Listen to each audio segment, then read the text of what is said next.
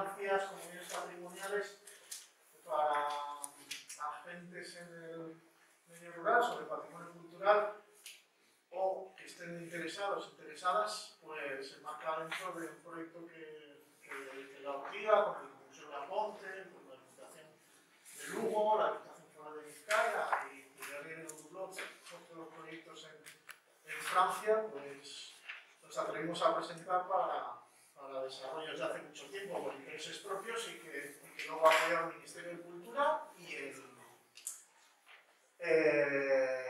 la Sociedad Regional de Educación, Cultura y Deporte del Gobierno de Cantabria. El objetivo de hoy es presentaros cómo funcionan esas comunidades patrimoniales en la práctica, ver las potencialidades de esta forma de trabajar, que las hay, pero también los límites y los inconvenientes que os trataré de ir exponiendo. La intención no es enseñaros el plato acabado, o que os entre por los ojos el plato, sino ir viendo los ingredientes, cómo se mezclan y la calidad de cada ingrediente. Es decir, cuáles son los problemas con los que nos hemos enfrentado en la práctica y cómo los hemos ido resolviendo. Esa es un poco la idea de la dinámica de hoy. Cómo nosotros utilizamos el pueblo como objeto de interpretación del patrimonio. Y lo vamos a comparar un poco con la iglesia, porque claro, una iglesia prerrománica, como la que vamos a ver, pues es un elemento de interés patrimonial, declarado ya como monumento nacional en los años 30 del siglo XX. Entonces, es como más fácil, ¿no? Es decir, bueno, vamos a hacer una interpretación de este edificio. Incorpora sus ingredientes de historia del arte, de historia en general, de arqueología, y bueno, te queda una cosa resultona y es bastante sencillo. Pero lo que nos planteamos aquí es por qué no hacer ese mismo ejercicio en un pueblo cualquiera, a priori, porque Villanueva tampoco tiene nada especialmente especial que lo diferencia de cualquier otro pueblo de Asturias, ¿no? Entonces os vamos a contar ahí un poco cómo fue y cómo es el reto de hacer interpretación del patrimonio en un pueblo, paseándose por él y enseñándoos qué es lo que hacemos ahí. En los territorios rurales de Asturias, sobre todo en las zonas de media montaña, interiores, hay desde hace más de 2 décadas, hace 30 años, se han puesto en marcha unos procesos intensos de lo que yo denomino procesos de naturalización del territorio. ¿Qué son los procesos de naturalización del territorio? Los procesos de naturalización del territorio son unos procesos que enfatizan, subrayan, ponen énfasis, potencian todo lo que tiene que ver con los elementos naturales que hay en el espacio, en el territorio, y de forma intencionada o no, dejan en un segundo plano toda la dimensión que podemos denominar cultural, toda la dimensión más de tipo antropológico, vamos a decirlo así. Detrás de esos procesos subyacen una serie de injusticias que vamos a denominar epistémicas. Voy a utilizar aquí un término un poco técnico, pero ya veréis que no es tan difícil de entender. ¿Cuáles son estas injusticias? Primero, se invisibiliza el papel de las comunidades campesinas como productoras. Como os digo, esto no tiene por qué ser una política de negación intencionada, pero sabéis, y esto lo hemos aprendido mucho del feminismo, ¿no? El primer paso de esa etapa histórica es hunde sus raíces en la modernidad, es decir, que es un proceso también histórico a partir del cual se produce la negación del sujeto campesino, se objetúa al sujeto histórico campesino, se convierte en un objeto, ya sabéis, atrasado, primitivo, contrario a los valores de la del propio pensamiento moderno. Ese proceso ya arranca con la Ilustración y llega hasta finales del siglo. Hay un segundo proceso que nace, que sobre todo se potencia mucho a partir de finales de los 60, principios de los 70, que es el nacimiento de una conciencia ecológica a nivel mundial. Es cuando aparecen todos los movimientos ecologistas en Estados Unidos, que provienen sobre todo de Estados Unidos y que luego se extienden por todo el mundo. La mayor parte de nosotros ya nos educamos en ese contexto y ya vivimos desde pequeños pues todo eso, todo ese énfasis que se ha puesto en la naturaleza, ¿no? Y en la protección de la naturaleza, lo cual considero un aspecto muy positivo en cualquier caso, ¿no? Y a medida que esa conciencia se ha sentado en la sociedad, han aparecido progresivamente instituciones, organizaciones, foros mundiales que se han dedicado cada vez más a discutir sobre todas las cuestiones que tienen que ver sobre la conservación del medio ambiente. En términos de desarrollo autonómico, en los años 80 se produce la implantación de los gobiernos autonómicos y todo eso va a tener una cierta repercusión, obviamente a la hora de legislar y de poner en marcha estas políticas de gestión del territorio. Y llegamos a la última de las fases, que es ya la concreción de todos estos elementos en forma de políticas en el territorio. Tenemos unos territorios vacíos de contenido histórico, donde hay unos elementos naturales que tienen interés y las políticas se orientan hacia esos elementos naturales, y los instrumentos de gestión, ¿qué son? Reservas de la biosfera, parques naturales, espacios naturales protegidos. Siempre vais a encontrar el término natural. ¿Cuántas reservas de la antroposfera conocéis? Ese término resulta súper extraño. Bueno, es que probablemente nunca lo hayáis escuchado. ¿Pero por qué hay una reserva de la biosfera y no una de la antroposfera? Porque hay zonas de especial protección de las aves, las cepas, pero no hay zonas de especial protección del paisaje campesino, por ejemplo. Y que parte de la pregunta de qué podemos hacer frente a esto. Nosotros, como habitantes de los territorios rurales, ¿qué podemos hacer frente a esta invisibilización de la parte cultural de los paisajes, esta turistificación que se apoya fundamentalmente en ese discurso naturalizador del territorio y que por tanto da lugar a ¿qué? A la presencia masiva de turistas que vienen atraídos por los valores naturales del territorio, que desconocen completamente cualquier aspecto o elemento que tenga que ver con la historia de las comunidades que han habitado este territorio. ¿Qué podemos hacer frente a todo esto? Bueno, pues lo que se nos ocurrió, no sé si a día de hoy todavía fue una buena o mala idea, vosotros lo juzgaréis hoy, fue crear este instrumento que llamamos el ecomuseo. Es decir, lo creamos y lo diseñamos como una herramienta que debería permitirnos contestar esas dinámicas desde la propia ecología local. Una locura, porque estamos hablando de ¿qué? De enfrentarnos a procesos históricos de largo recorrido, que son globales, y nosotros desde nuestro pequeño pueblo, ¿qué podemos hacer? Bueno, pero algo siempre se puede hacer, aunque sea modesto, como es este caso, aunque tenga pocos recursos, como es nuestro caso, pero se puede hacer, y eso es lo que estamos intentando hacer a lo largo de estos años, ¿no? Entonces el ecomuseo se diseña como un instrumento que nos tiene que permitir poner en valor la dimensión cultural del paisaje, es decir, hablar de procesos culturales, en cuanto a hablar del paisaje como un producto cultural y presentarlo de esa forma tanto a propios como a extraños, ¿no? Y que además pues, bueno, nos tiene que permitir aprovechar unos recursos que hay endógenos en el territorio y que no están activados, ¿no? Que tienen que ver con la propia historia del territorio. Así que el ecomuseo se concibe como una herramienta, lo llamamos herramienta mancomunada, porque tiene que implicar a muchos agentes sociales. No es solo cuestión de vecindario, es cuestión de administraciones públicas, es cuestión de la Iglesia Católica, porque es la titular del patrimonio cultural. Entonces, el ecomuseo como tal tenía que tener la capacidad de atraer y de integrar a todos esos titulares, de todas las personas e instituciones que detentan bienes culturales y que necesitábamos para poder apoyar una narrativa nueva sobre el territorio. Y ese es un poco el trabajo que intenta hacer el ecomuseo, crear esa narrativa que responda a esos procesos de naturalización y ponga en primer plano la dimensión cultural del paisaje y del territorio. ¿Ya?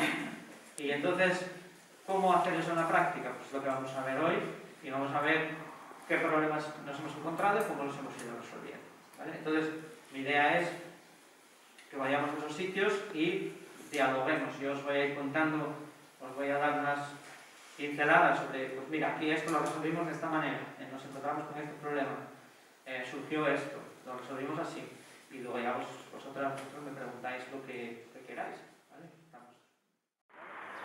El pueblo de Tuñón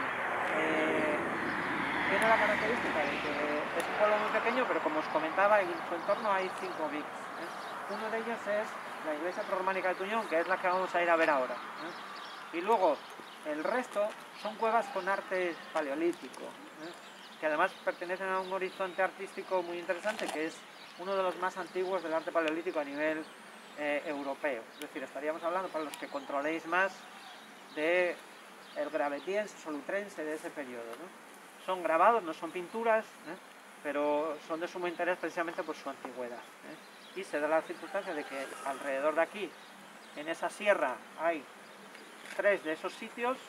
Luego está la Cueva del Conde, que la tenemos aquí detrás, donde aquellas casas, que es un yacimiento también del Paleolítico Medio y del Paleolítico Superior, y luego caminando en esa dirección se llega a otro abrigo que también tiene grabados de las mismas cronologías.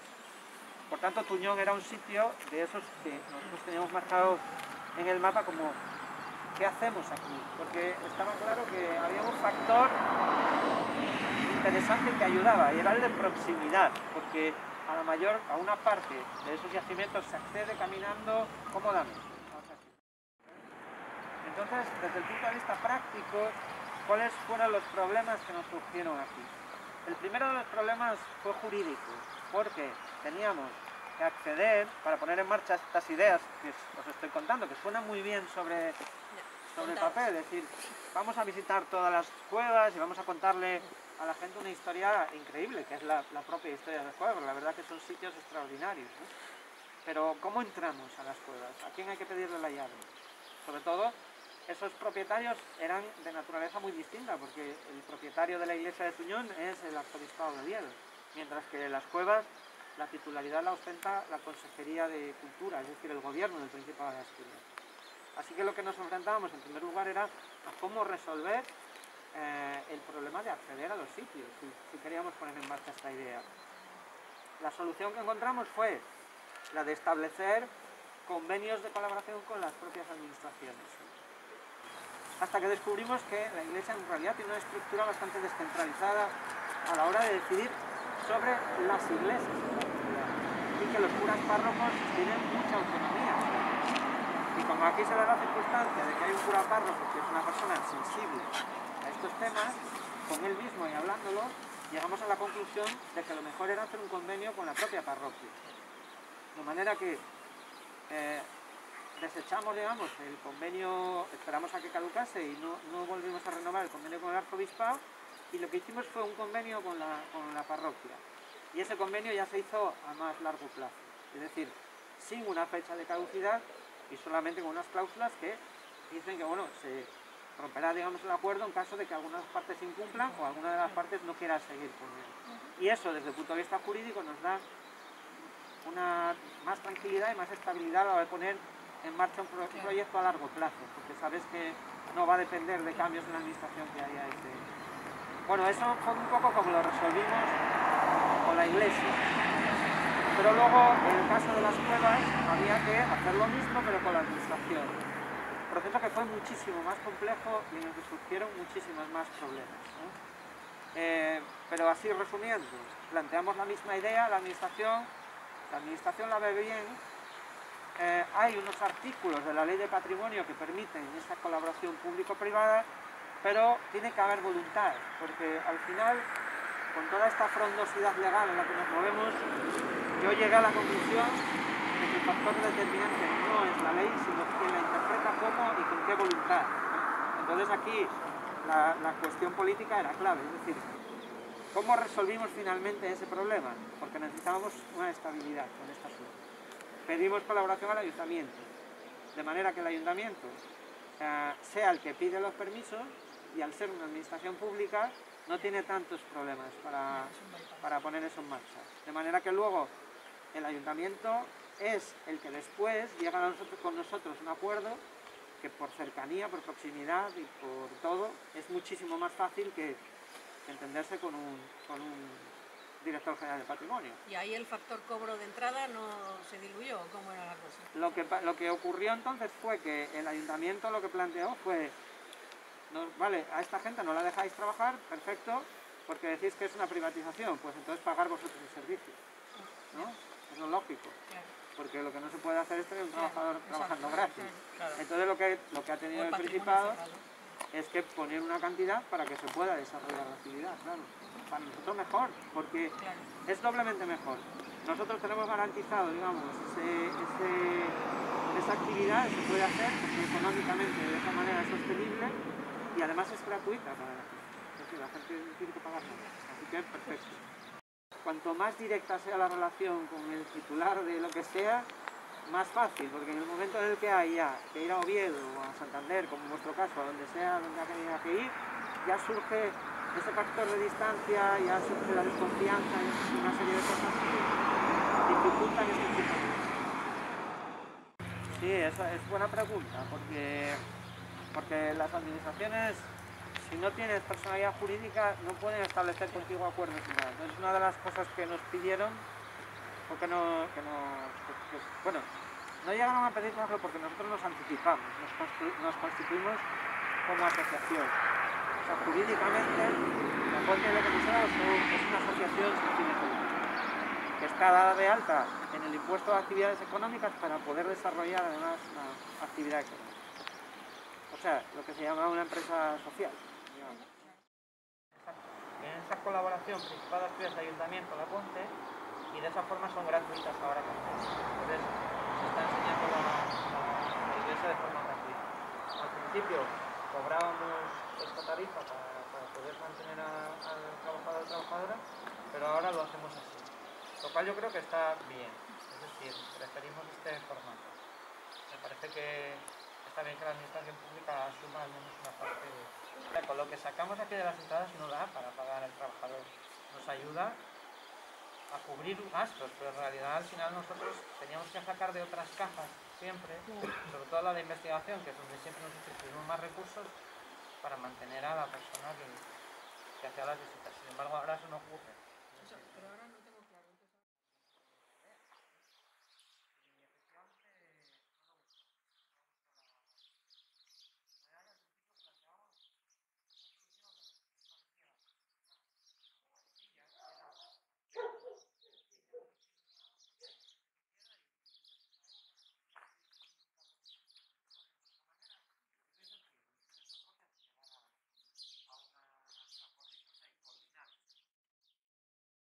Nuestra reconversión a este mundo en el que trabajamos ahora, que podemos llamar la ampliación cultural, es porque nos sentíamos todo el rato muy atacados tanto por las empresas que trabajan en el mundo relacionado con la arqueología de gestión o la arqueología de urgencia, y porque veíamos que no había un retorno hacia la sociedad civil del trabajo que hacíamos los arqueólogos y las arqueólogas.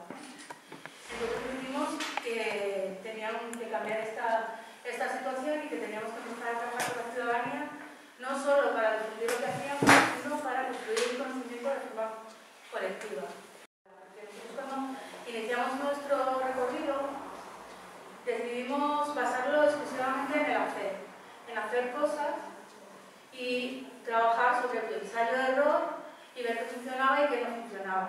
O sea, nos separamos un poco del mundo de la teoría y nos metimos, ¿no?, la cabeza del todo en el mundo de la práctica. Entonces, este año de pandemia nos sirvió un poco para reflexionar sobre todas esas prácticas que habíamos tenido y ver si la labor que estábamos haciendo servía realmente para los fines que nos habíamos propuesto, ¿no? Porque muchas veces pensamos que lo que hacemos es para que la gente esté mejor y para que la gente esté mejor, sea más feliz, ¿no?, y esté más a gusto en sus territorios y se pongan en la capucha para que no les salga ese falta. Y muchas veces la realidad es que nuestras prácticas tampoco son tan transformadoras ni repercuten tanto en los territorios como llegamos a pensar, ¿no? Entonces, bueno, luego os contaremos algunas de las reflexiones que hemos tenido y algunos proyectos y metodologías que a lo mejor os pueden servir en vuestras prácticas y también pues, podemos entrar a hablar una discusión acerca sobre qué prácticas nos han funcionado, cuáles han sido los errores que hemos tenido en esas prácticas o las cosas que han funcionado bien. Y entonces, cuando estuvimos hablando con la colectiva, estuvimos pensando al principio que podíamos hacer que sirviera a todos un poco, ¿no?, para este trabajo. Entonces nosotros, uno de los proyectos con los que quisiéramos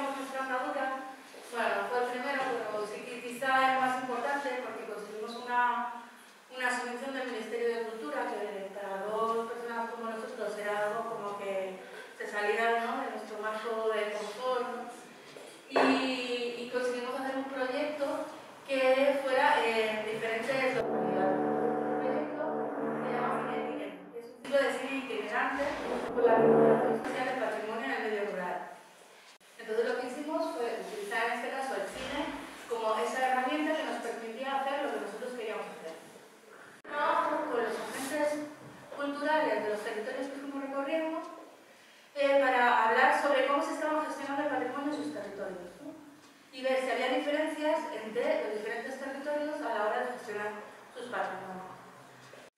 En 2012, cuando planteamos el proyecto, que no estaba tan en boga, ¿no?, el tema de la participación ciudadana, no solo en aspectos de la familiar, ¿no?, sino sobre todo en patrimonio y en cultura.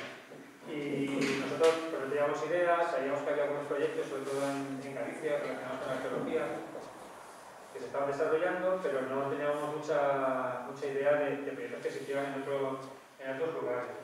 Entonces lo que hicimos fue elegir varios pueblos del rural de distintas partes de España, sobre todo de la zona noroeste y oeste, y quisimos ver distintos tipos de rural, y por eso pues elegimos, por ejemplo, estuvimos en Galicia, en Pontevedra, en Oia, estuvimos en Asturias, en Somiedo, estuvimos en León, en Valderuelos, estuvimos en Salamanca, en Robledo, que está cerca de Ciudad Rodrigo, y en Cáceres estuvimos en Valcarcida de Cáceres, que era donde surgió el proyecto, y en Romansbordo. Es algo complicado, ¿no? Cuando hablamos de comunidad, siempre hablamos como una comunidad es como todo el pueblo, ¿no? O toda una región, toda una provincia, todo un valle, todo un sitio, pero la comunidad, hemos aprendido que la comunidad la formamos nosotros, ¿no? Si queremos hacer un proyecto participativo en torno a un patrimonio, a una realidad rural de un territorio determinado, la gente que esté interesada, la gente que quiera participar, la gente que muestre interés, esa va a ser nuestra comunidad, ¿no? Porque también hablamos de esta ¿no? Que hay gente que va a estar a favor de lo que vamos a hacer, gente que va a estar en contra, gente que interese más, gente que interese menos, gente que pase, que incluso tenga lo único ser, ¿no? Entonces, una comunidad no tiene por qué ser de 100 personas y 200 personas, una comunidad puede ser de 4, de 5, de 6.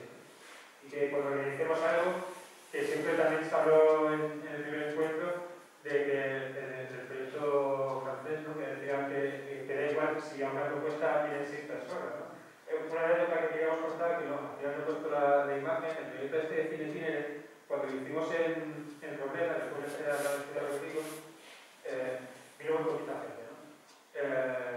Incluso hubo un día que ni siquiera salieron en el espacio, no había nadie para ver ese espacio donde íbamos a proyectar las películas, y no pudimos hacerlo porque no había sitio para hacerlo, ¿no? Nadie vino a abrir la puerta del espacio cultural. Y había una señora que vino todos los días. O sea, el primer día vinieron 6 señoras, luego el siguiente día vinieron 3, el siguiente nos tocó una vez que no nos abrieron, y el último vino una persona que había venido todos los días. Y una señora que tendría 80 y pico años, y hablando con ella, nos dijo que, porque dijo, ¿por qué viene usted a esto? Y dice, mira, es que yo hace unos años, yo no sé de escribir, ¿vale? Y hubo en el ayuntamiento pues un curso de alfabetización para adultos. Y yo apunté, porque tenía muchas ganas de leer y escribir, que no sabía.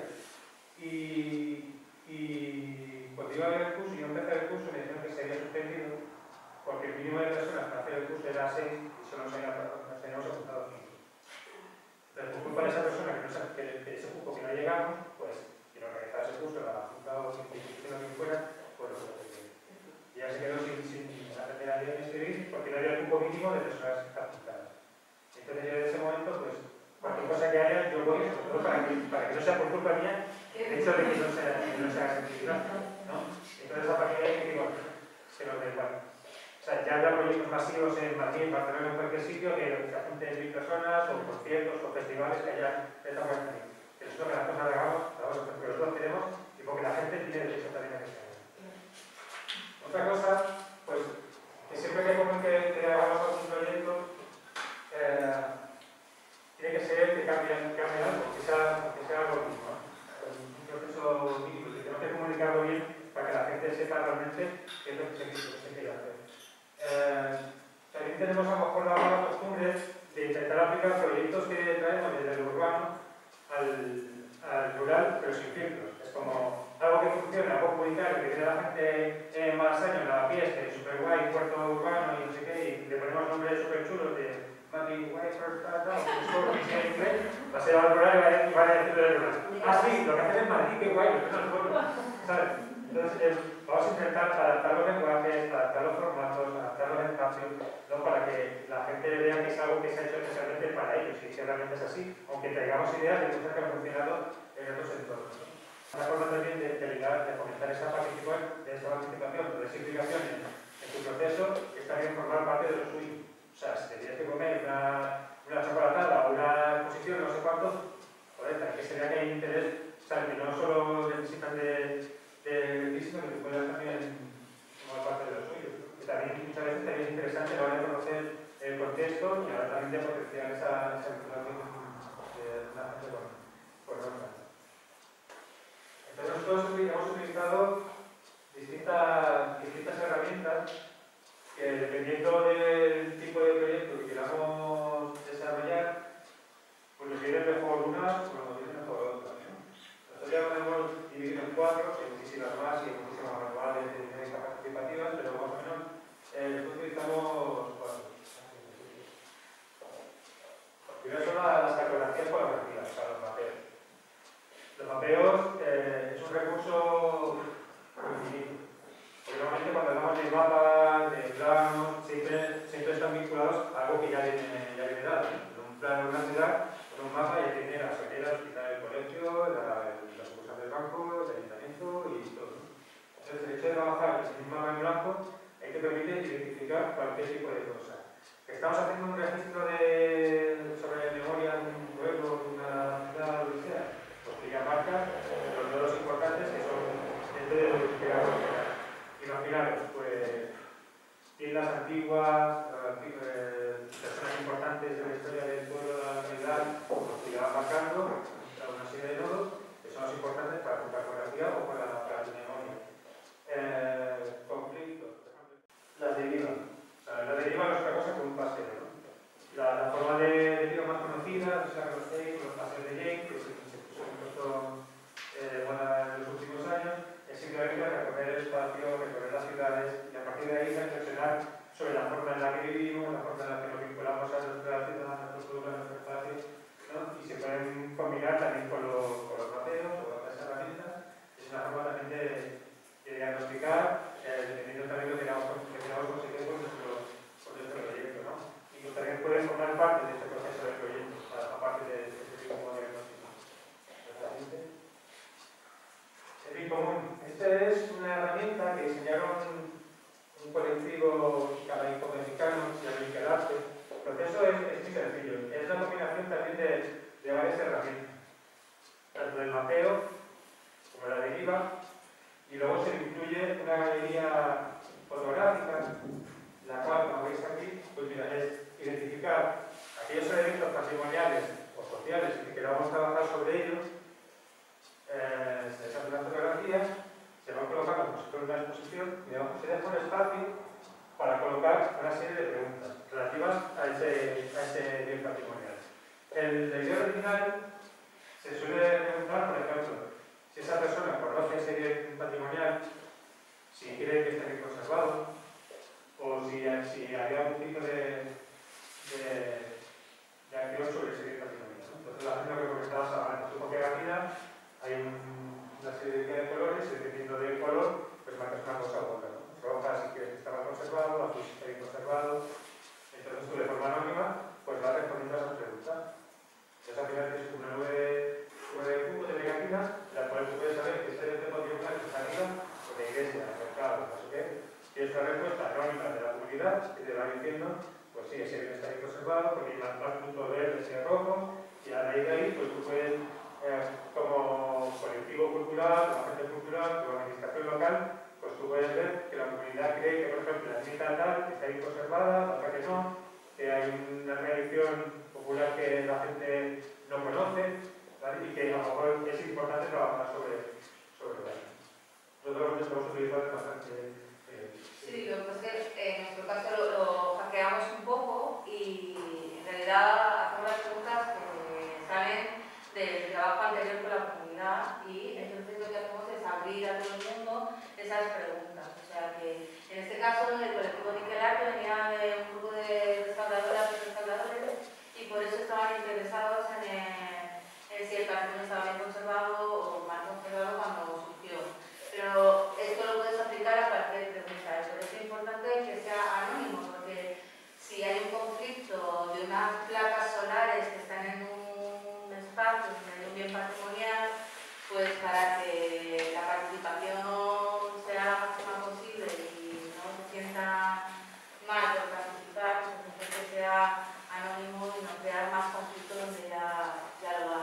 O sea, nosotros damos estas herramientas como que nosotros muchas veces nos llaman para formar parte de un proceso más amplio y a lo mejor realizamos esta parte del proyecto y luego ellos ya siguen con los resultados del proceso pues trabajando en su ámbito, ¿no? O sea, nosotros no vamos un día y decimos, venga, vamos a diferentes sitios. Nosotros a lo mejor utilizamos en sitios que ya tenemos un proyecto, por ejemplo, lo comentaremos ahora, un proyecto arqueológico, y vamos a trabajar esa vinculación del territorio con ese proyecto arqueológico de distintas metodologías, pero estamos ahí ya constantemente, ¿no? Pero tiene que ser algo que forme parte de un... Sí, este tipo de herramientas principalmente las trabajamos como herramientas de facilitación y de mediación entre la comunidad y otro agente. Que puede ser una asociación, que puede ser un ayuntamiento. Cuando hicimos el proyecto Cine, cuando redactamos el proyecto al ministerio, pusimos, luego al final habrá unas jornadas de divulgación del proyecto, ¿no? Donde digamos qué bien hemos pasado, cuántos sitios hemos visto, cuánta gente ha participado, qué bonito, las fotos, que no sé qué. Entonces dijimos, vale, pero esto va a quedar en el pueblo, entonces lo más normal es como, visto cómo iba el proyecto, que quedan 6 personas, entonces como va a quedar un poco así, ¿no? Por el pueblo para 6 personas. Entonces decimos, sí, 6 personas, pero que a lo mejor me la guía es que llegara un poco más allá, ¿no? Como si se queda la gente que asista ese día a esa reunión, pues a lo mejor la divulgación del proyecto tampoco tiene por recorrido. Entonces decidimos hacer una especie como de jornadas para que viniera gente de otras partes, de Portugal, o de Galicia, de que hacían cosas guay, para que viniera a explicar otras cosas, o gente que hayamos conocido durante el proyecto. Y luego dijimos jornadas de divulgación, congreso internacional. Entonces dijimos, ¿qué supone congreso internacional? Que venga alguien de Portugal, no ibérico internacional. Vale, entonces montamos ahí una jornada de 4 días, de 5 días, y nada, hemos vendrá algún gallego, algún portugués, y ya con eso, tal. Entonces mandamos una inscripción y los primeros 5 que se inscribieron fueron de Azerbaiyán. El siguiente de Colombia, 2 de México y 3 de Argentina. Estamos cagando, pero de forma suicida, porque esto es, si vienen de Portugal y dicen ya que hay congreso, pues se da la vuelta y ya está, son 100 kilómetros, ¿no? Lo que tenga alguien de Azerbaiyán, ya tengo 5, ya dices, ustedes que Tienen más expectativas. no me pone ahí un poquito internacional. Pasa al siguiente. Entonces, bueno, la idea era pues poner a la práctica todo esto como si fuera un proyecto global que lograra toda la dinámica, lo que estábamos buscando, lo que estábamos trabajando, ¿no? ¿Qué pasa al siguiente? Lo principal era que el patrimonio rural fuera el protagonista, ¿no? De poder hacer un congreso, nosotros tenemos en Madrid, en cualquier sitio, con una sala de congresos de la hostia y con todos los medios, internet, y tal. Ya decimos, estamos hablando de rural, donde caiga. O sea, lo hacemos en el rural que tengamos y con los medios que tengamos, ¿no? Entonces lo importante es visibilizar el papel de la gente, que son los que mantienen el rural, de los procesos que se están haciendo, pasar al siguiente, y las variables un poco. Lo importante que queríamos era un cambio de los lenguajes. Bueno, y también pues lo que hablábamos de los conflictos, pues en este caso en Chile, el colectivo que nos acogió para coorganizar el congreso, pues estaba muy volcado en temas de defensa de la biosfera, porque bueno, es una zona del Chile muy turistificada, ¿no? Y que tiene muchos problemas con el agua, con el cultivo del aguacate y con esos temas. Entonces, pues la propia comunidad se implica en los procesos que se están dando en el territorio. También es muy importante la participación de la comunidad y de sus actividades. Entonces, se incluyen las propias actividades que tienen durante esas fechas en las comunidades donde se realiza, la propia programación del congreso para que forme parte también, ¿no? de lo que, pues eso, de su programación cultural. Normalmente empezamos un año antes o incluso 2 años antes a trabajar con la comunidad que nos va a acoger, ¿vale? Entonces van surgiendo los primeros contactos con la comunidad, que conozcan qué es el proyecto, que conozcan en qué pueden participar, y poco a poco ellos van incorporando cosas que quieren mostrar dentro del congreso en el formato que quieran mostrarlo. Entonces, en este caso, por ejemplo, en Ávila, pues estuvieron la gente de Mascarávila y quisieron hacer una demostración de lo que de su proyecto en este formato.